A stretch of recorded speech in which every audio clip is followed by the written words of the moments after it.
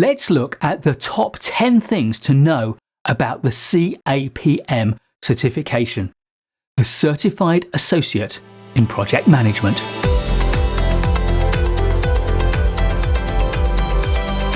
Number 1, what the CAPM is.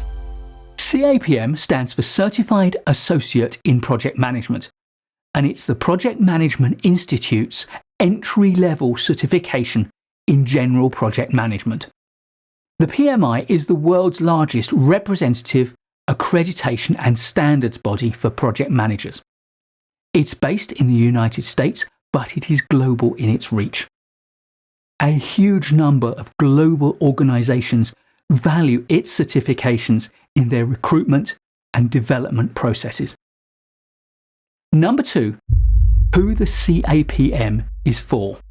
As PMI's entry-level certification, the CAPM requires no prior project management knowledge or experience.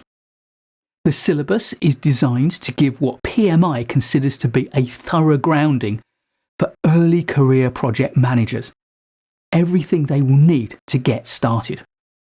Therefore, the CAPM is designed to be an early milestone in a project management career. However, as I'll be discussing later, it's not the only option, and there may be other more suitable options for some professionals. Number 3, eligibility for the CAPM. You don't need any prior knowledge or experience, but that doesn't mean that CAPM doesn't set some entry requirements for the CAPM examination.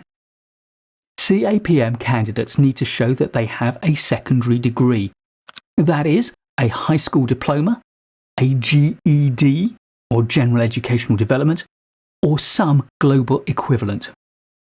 And candidates must also be able to demonstrate that they have at least 23 contact hours of project management education before they sit the exam.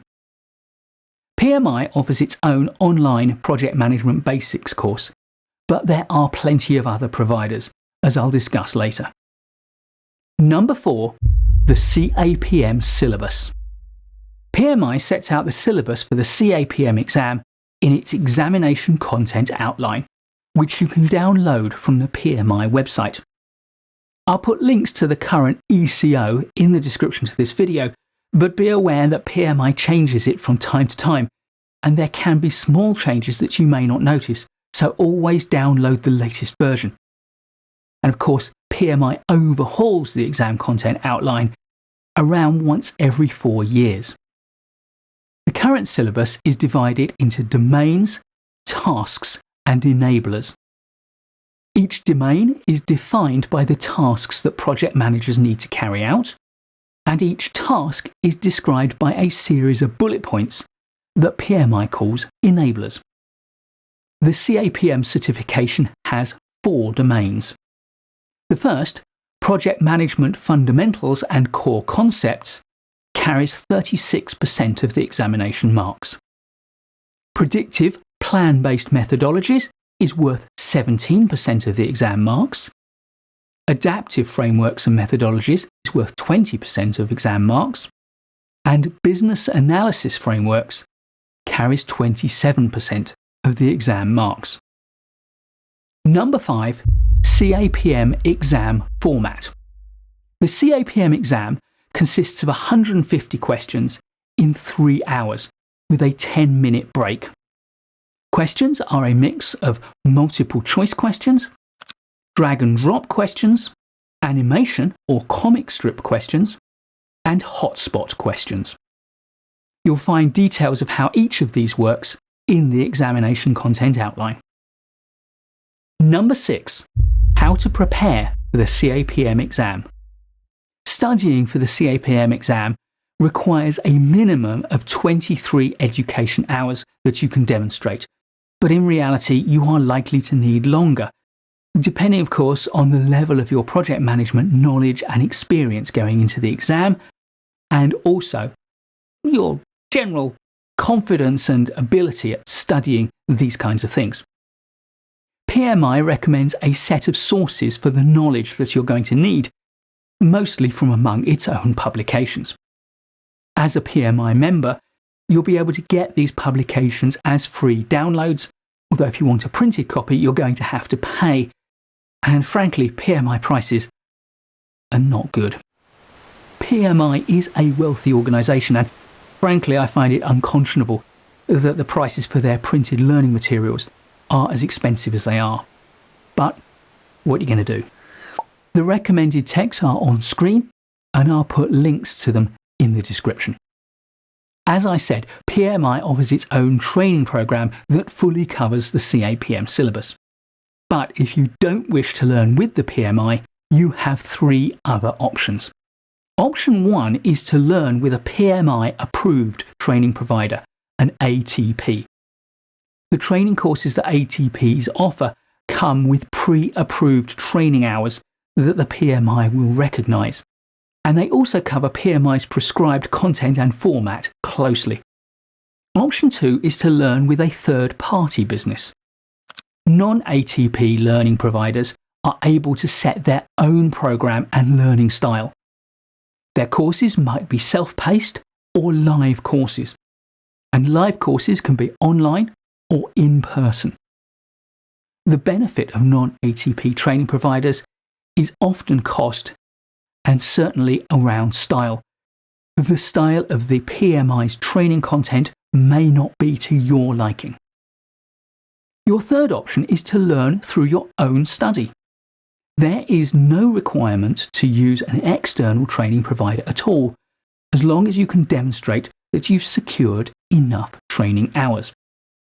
You can create your own training program and learn from PMI's recommended resources and from others. The only thing that matters is that you cover all the material in the examination content outline. If your program does that, then you will be prepared. The one thing that I would add is that it is always going to be worth doing some form of mock exams.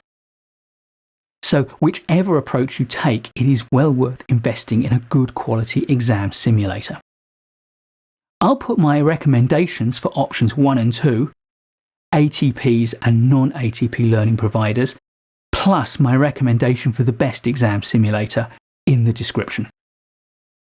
Number 7, how to maintain your CAPM certification. The CAPM certification expires after 3 years unless you complete 15 hours of professional development in those 3 years. Those 15 hours of professional development are what PMI calls PDUs, or Professional Development Units. These 15 PDUs must include a minimum of 9 education PDUs.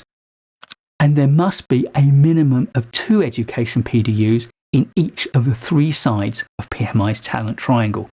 That is, ways of working, power skills, and business acumen. Your 15 PDUs can also include a maximum of 6 giving back PDUs. You do this through sharing knowledge, through presenting, teaching or training, through volunteering, or through creating project management knowledge or ideas. PDUs are self-certified, but PMI retains the right to check on them. Number 8. What's next after CAPM? CAPM study or certification may be ends in themselves for you. They may get you where you want to be, and they may be enough. However, you may also see the CAPM as a step towards further certifications or qualifications. The obvious next step for many CAPM holders is the PMI's higher level of General Project Management certification, its PMP, Project Management Professional. CAPM will help you to meet some of the eligibility criteria for that certification. However, the eligibility criteria for PMP are much stiffer than they are for CAPM and include a significant amount of experience in leading projects. You may also want to consider other certifications. For example, PMI offers the PMI ACP or Agile Certified Practitioner and the PMI RMP, the PMI Risk Management Practitioner. And of course, there are other certifications from other organisations. Number 9. What are the alternatives to CAPM? Well, there are many alternatives from many organisations. But here are some of the principal ones you should be investigating to see if they have more value to you through the content or through the needs of employers in your region or your sector. Broadly equivalent to the CAPM are the following. First, there's the International Project Management Association, the IPMA. Their equivalent would seem to me to be the Certified Project Management Associate, or Level D certification. Next is the International Association of Project Managers. Their equivalents seem to be either the Certified Junior Project Manager or the Certified Project Manager. And finally, there's the UK Association for Project Management, APM.